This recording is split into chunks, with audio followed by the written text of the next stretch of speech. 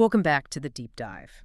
Today we're taking on a really deep exploration of a single, and I'd say pretty radical philosophical text. Hmm. We're moving beyond this idea that human thought is just, a bunch of chemical signals firing inside your head. Right. And we're exploring this profound claim that thought is, well, it's actually a form of energy. Energy that actively interacts with and shapes the reality around you. Our sources for this come from a really insightful, long-running philosophical dialogue. It's called The Universal Resonance of Mind and Energy. Okay. And we're specifically looking at one passage. It's titled Kis Sina Kungang La Nyem, Visalmut Etiko Tacham Vitro. Which translates to something like, when thought is no longer just an idea, why can a consciousness touch the universe? Exactly. It's a big question. That is a title that completely upends your assumptions about yourself and the world.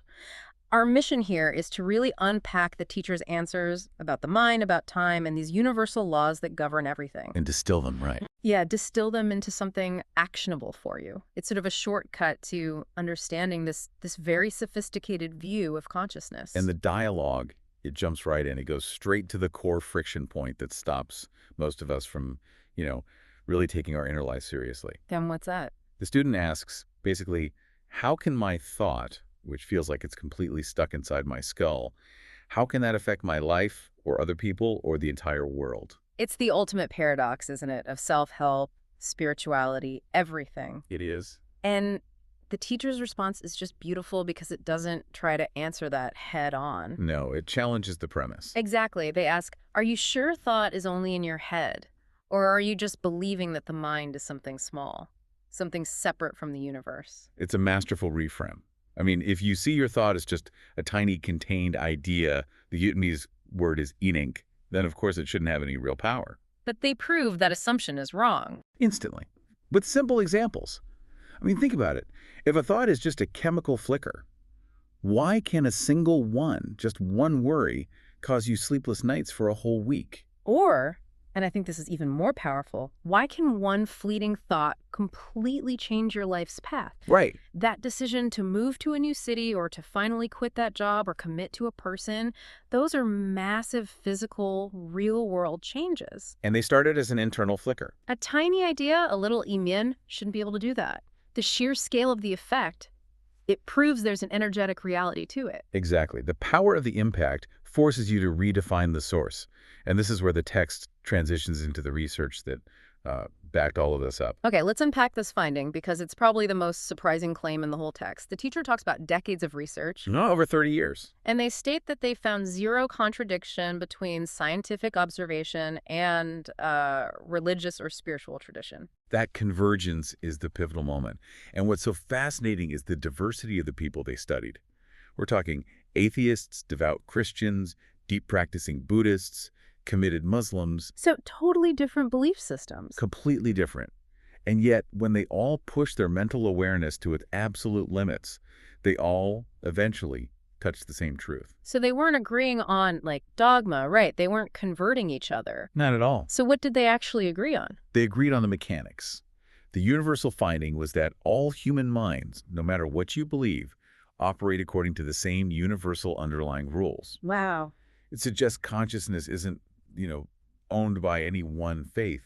The mechanics are universal, like math. I find that incredible, the fact that atheists and deeply spiritual people arrived at the same operational understanding of the mind. That's the key. It is. But this raises that immediate challenge, right, about these universal laws. The historical conflict has always been science versus religion, implying these rules can be, broken or ignored. And the teacher addresses that directly. They point out that nobody can actually break these laws. You can only try to live outside of them. What's the analogy they use? It's stark. Yeah. And immediate. Yeah. If you decide to jump off a tall building, the law of gravity isn't broken. Right. The law is just executed. It's only the human being who gets harmed. That completely shifts the goal from rebellion to alignment. The point isn't to fight the rules, but to understand the mechanics so you can live in harmony with them. Instead of in conflict. And to live in harmony, you have to know what the mind is made of. And this leads to the foundational principle of the sources. Which is? Everything in the universe is energy. We get that sound is energy, light is energy. The body is a complex energy field. And crucially, thought is energy. Thought is energy. This redefinition is so critical because it elevates thought from just being a byproduct of the brain to being a fundamental universal substance. That's what gives it weight, influence. Absolutely. And the teacher elaborates on what makes thought energy so special. It doesn't just consume energy like, say, a calculator using a battery. It transforms energy. It actively transforms it. It takes this subtle, unmanifested energy Yeah. and directs it, changing its vibration, its structure. This is the crucial leap, because if there's very little difference between a dynamic thought and a static thing, or Viet, in the text, if thought is an active transforming energy, Then the implication is unavoidable. thought can influence external events. It gives you the mechanism. It's why that tiny idea in your head can end up shaping the world around you. Precisely. And if we accept that, the conversation has to shift immediately to the biggest energetic container we know, Time itself. the structure of time. You can't talk about influence without talking about the field where that influence happens. The sources transition perfectly here. The teacher asserts that time doesn't just house energy, it acts like energy itself. And this is where things get truly metaphysical. They do. They talk about specific mental states, like focused meditation, specifically alpha or theta brainwave states. The deep relaxation zones, just before sleep or during intense focus. Yes, and the teacher emphasizes that in these states, time is no longer a simple straight line moving forward.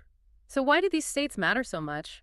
The research found that in these deep alpha or theta states, the physiological signs of anticipating a future event, Like subtle changes in heart rate, skin conductivity. yeah, stress hormones, all of it, were often indistinguishable from the actual present experience of that event. Yes, the past and the future can be felt vividly in the present moment. It's like a nonlinear resonance.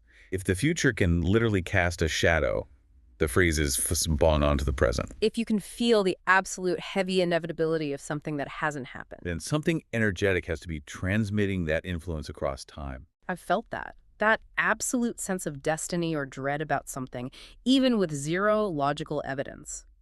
If that feeling is a shadow being cast, then energy is moving outside of our normal understanding of linear time. That something transmitting the influence is energy. Only energy can connect those points.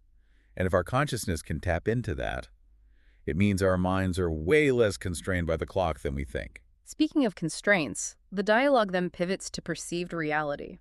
And it offers that stunning quote, "Reality is a dream that we together share." That one phrase just encapsulates the whole view on perception. We're fundamentally not seeing the world as it is. We're filtering it constantly. We see the world in the way that is most convenient for us to survive, to function, and to protect our current beliefs. So we've built this communal filter, a shared dream. It lets us navigate life, but it's not the objective truth. It's a survival mechanism. And understanding that bias, that filter, is the first step to real clarity. Which brings us to the most practical takeaway of all. Which is, if we accept all this, what does it mean to live consciously? Or santintak? That is the defining question of the whole dialogue. And the answer is the roadmap. What does santintak actually look like day to day? The teacher's answer is all about nuance. Living consciously means living in harmony with those universal energetic laws. It's about alignment, not conflict. So it's knowing when to act. And when to listen. Knowing when your independent action is needed and when you need to listen to a higher, more subtle wisdom that flows through those universal mechanics. It's the art of recognizing energy flow.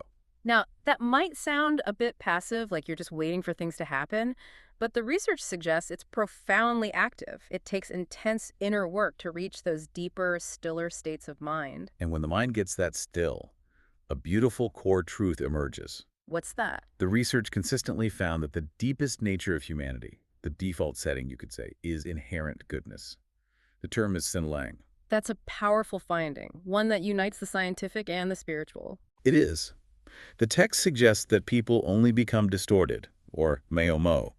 They only stray into negativity or harmful behavior when they live really far removed from this true nature. So the issue isn't some fundamental darkness in people. It's an energetic misalignment with universal law and with their own truth. It completely reframes the practical objective for you, for the listener. If you're looking to improve your life, the sources stress that you don't need to focus on controlling the entire world. Or trying to force reality to bend to your will. Right, because that would be exhausting. It's a losing battle. It is. The focus shifts entirely inward. You only need to truly understand how your own mind operates. Because if your thought is transformative energy, then understanding your own consciousness is the most powerful form of control you could possibly have over your reality. And the conclusion of the deep dive, it really brings it all home. When a person fully awakens their consciousness, when they achieve that harmony, that alignment with their thin loom, It changes everything. it doesn't just change their inner world. It fundamentally changes how they interact with and, crucially, how they touch the world. It creates this predictable, positive ripple effect. It moves from one person's aligned thought energy outward, affecting that shared dream we all call reality. It suggests that inner peace isn't some luxury. It's a vital, universal contribution. It is. So if we recap this core insight, anyone can touch the same universal truth, even if they don't share the same dogma, because the rules are universal mechanics, not philosophical ideas. Exactly. And the final message from the sources is one of deep responsibility, but also powerful inspiration. An awakened consciousness can, simply by existing, become a stable, powerful light for many others. Guiding them back toward alignment, a profound thought to end on. So if we truly consider thought to be a transformative energy, one that can cast a shadow, a phobong, from the future onto the present, what specific daily habit or decision are you making right now that might be shaping a future you haven't even experienced yet? Are you casting a shadow of anxiety or one of destiny? What universal truth are you currently aligned with? Thank you for diving deep with us today. Until next time.